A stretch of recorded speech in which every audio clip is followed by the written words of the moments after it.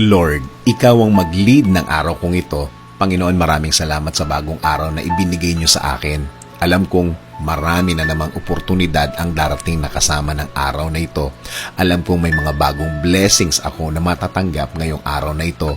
Panginoon, manguna po kayo sa akin ngayong araw na ito. Ikaw na po ang bahala sa araw ko na ito. Ikaw na po ang bahalang mag-lead sa akin. Ikaw na po ang bahalang mag-ayos ng araw kong ito. Ikaw na po ang bahala sa aking mga problema ngayong araw na ito, Lord. Alam ko pong alam ninyo ang mga nangyayari sa akin.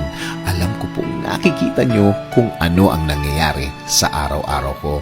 At alam kong parating na ang tulong na ibibigay nyo sa akin. Alam kong hindi po ako mabibigo kung kayo po ang aking aasahan. Kaya pasukin niyo po ang aking buhay, Panginoon. In Jesus' name we pray. Amen. Sabi nga sa 2 Thessalonians 3:3, "But the Lord is faithful, and He will strengthen you and protect you from the evil one."